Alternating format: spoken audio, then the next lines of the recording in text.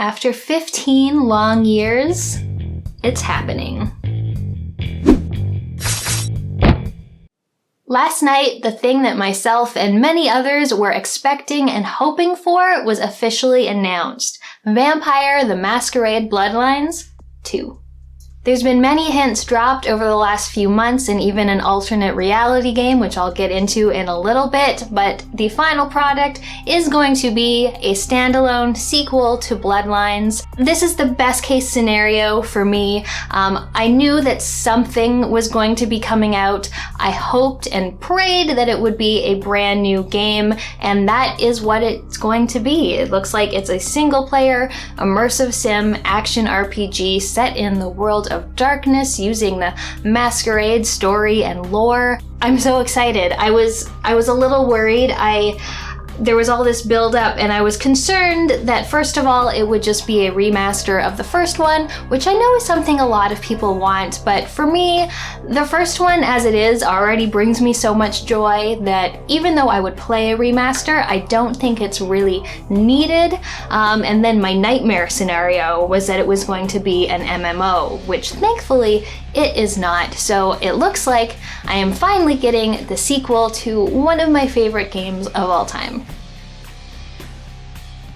So over the last few months, little hints have been dropped here and there. On Twitter, influencers have been saying things, screenshots have been coming out that have been reminiscent of Bloodlines, and the big thing was an alternate reality game, or ARG, that came about in the form of an app called the Tinder app, which is obviously a take on Tinder, and it was like a dating app, except it was meant to help you find your soulmate. And when you signed up for this site, it would ask you questions like your blood type and what kind of emotion you were feeling right now. It was very big on emotions, and emotional algorithm was sort of one of the big selling points of it. So once you made your profile, you could say what you were interested in. It could be, dogs and wine, or it could be murderers and sorcery. You would get little quests to help you find others, and it all sort of opened up this big sort of conspiracy theory around this Tinder app and what it was used for.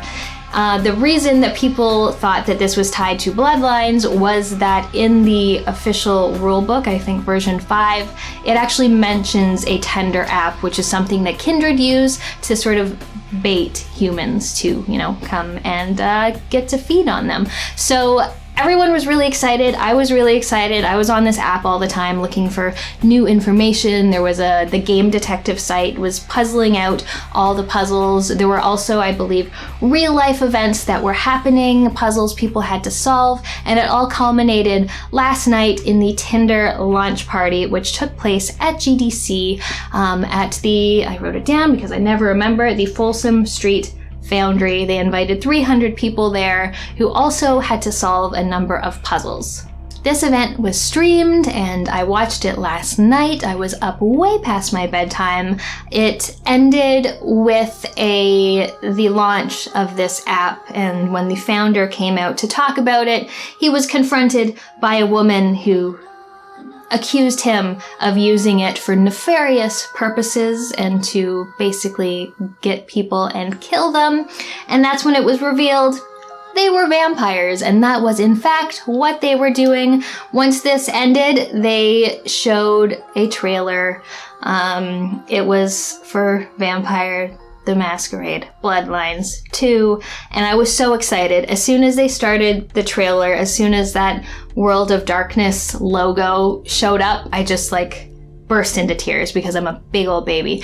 But I burst into tears. I watched this trailer. It wasn't actual gameplay footage, but it still looked great. It had that sort of tone and atmosphere that I want to see in a Bloodlines game. It looked to have some very interesting combat, much more interesting than the first game. And then after the trailer, some of the developers and writers came out to talk about what it was. I'll just play the trailer here for those of you who want to see it, though I obviously recommend going and looking at the full thing with sound yourself. So first of all, who's making this game? It's being published by Paradox Interactive, who's the one that's been teasing it this whole time. Paradox has mostly been known lately for 4X strategy games. They do Stellaris, Crusader Kings, they do Cities Skylines. In 2005, they got the rights to all of White Wolf's stuff. White Wolf are the people who made the first Bloodlines game, so they got Vampire the Masquerade and World of Darkness for that. They have since also acquired studios like Harebrained Schemes, who makes the excellent new Shadowrun series of CRPGs. The actual development is being done by a company called Hardsuit Labs, which I wasn't overly familiar with. They have a game called Blacklight Retribution, which is a free-to-play FPS. It ran for, I think, 4 or 5 years before finally getting shut down fairly recently so that they could move on to their new project. According to articles I've read, the creative director there, whose name is Martin Kayai Clooney, as soon as he saw that Paradox had gotten the rights to Vampire the Masquerade, he decided that he needed to make a pitch for it. So him and Brian Mitsoda, who I'll talk about in a little bit, over the weekend they made a pitch. It was accepted, and apparently the game has been in development ever since. I'm actually kind of surprised, because though there have always been rumors about a new Vampire the Masquerade games, they managed to keep it under wraps pretty well, I think. So, the important stuff. What is the game actually going to be like? They showed just the trailer on the stream, as well as some interviews with developers. They didn't show any actual gameplay to the public, though they have shown it to a number of game journalists and people who were actually at the event. So everything that I'm telling you here is coming from those, so it is secondhand knowledge. So if I have anything wrong, it's not my fault. First of all, the game has moved from LA, where the first one was, to Seattle, which is also where Hardsuit is situated and do their development. They plan on making the most of that location in terms of what's currently going on there, the political climate, some of the challenges the city is facing, so that should be incorporated into the game.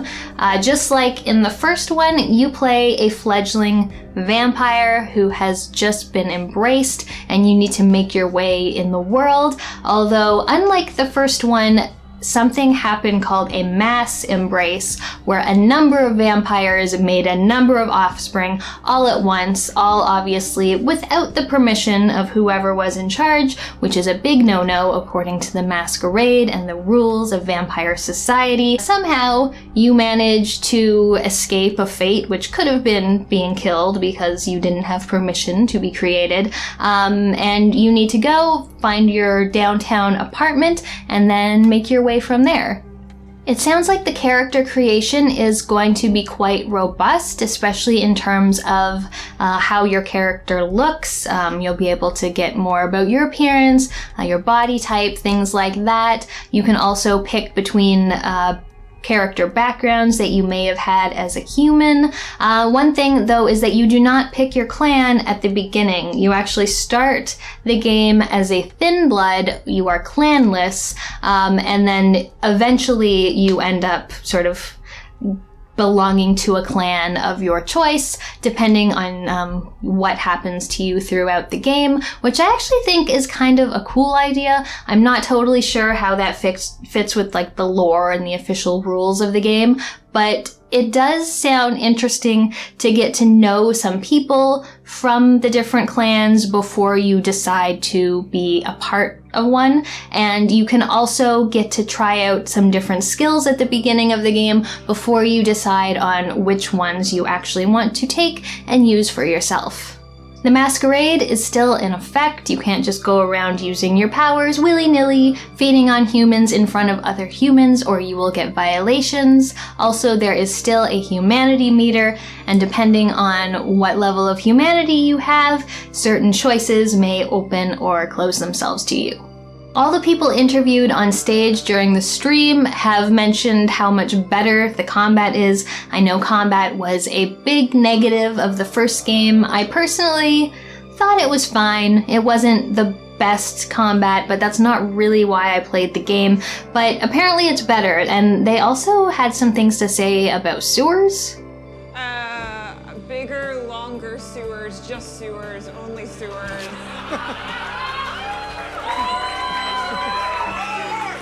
Combat sounds like it's going to make much better use of physical space. The first game, most of the skills that you got were about sort of mind controlling people, making yourself faster or stronger, making people around you, like debuffing them or making them slower. Whereas this, you have much more sort of room to move, it seems like. You can pick skills like you can turn into mist, and you can like go through vents or even into people's lungs to like choke them to death. You can turn into a bat to fly away.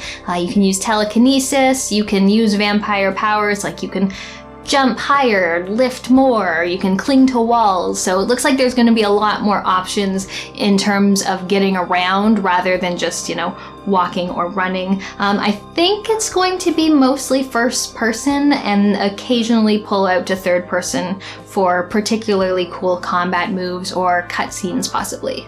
This game also seems much more concerned with your transition into becoming a vampire. The first game had one sort of side quest where you run into someone who knew you while you were alive, and it wraps up pretty quickly. This one will seem to have more of impact, like who you were as a human will impact what you're doing as a vampire. You might have had a life before that will come into play. The other fledglings who were embraced at the same time as you, they also, you know, they could have families, they had lives that they're leaving behind. There will be a bunch of quests revolving around tracking them down and sort of seeing how they're doing and how they are acclimatizing to being vampires.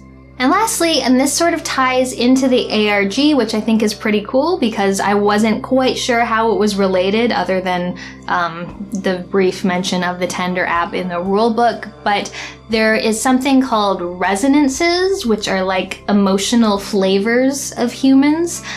So the emotions that they have, or the resonance that they have when you feed on them, will impact you in different ways. So one resonance might impact a certain ability or make it stronger or give you an ability. So that sounds pretty cool too. So you can sort of decide who you want to feed on and who is going to benefit you most. So I don't like to get too hyped about games that are still a year out from releasing. Oh, I think I forgot to mention it's supposed to come out Q1 2020.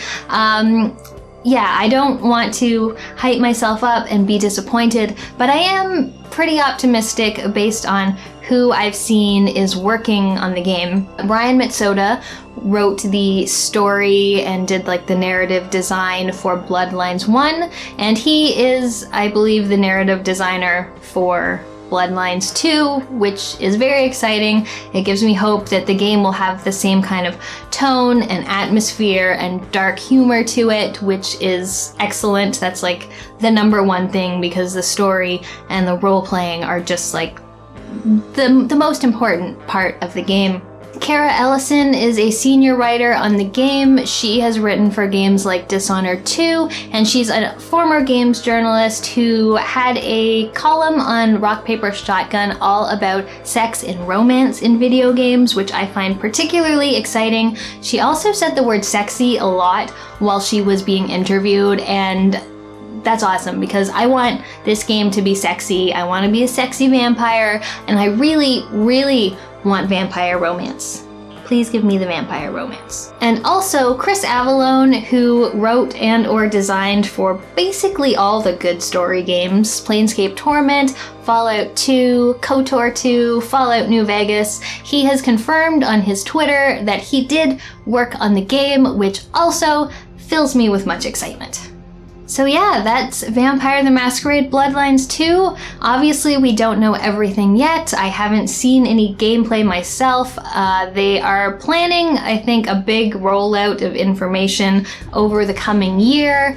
One thing that I'm most interested in is who are we going to see from the first game? It takes place in the same world, and location-wise, not all that far away. So while they haven't confirmed that we will be seeing characters from the first game, I would be very surprised if we didn't. I would love to see Jeanette and Jack and Nines and Vivi. Yeah, that's what I'm looking forward to learning about, but I also kind of want to be surprised when I play the game. So I don't know. I think I'm gonna try to avoid too much information, but it'll be very, very hard, and I don't know if I'll have the self-control for it. But yeah, that is everything that I know about this game. I thought I would just make a quick video and share it. First of all, to let everyone know that yes, I heard the game announcement. Everyone has been letting me know, which is nice that they thought of me because I love the game so much.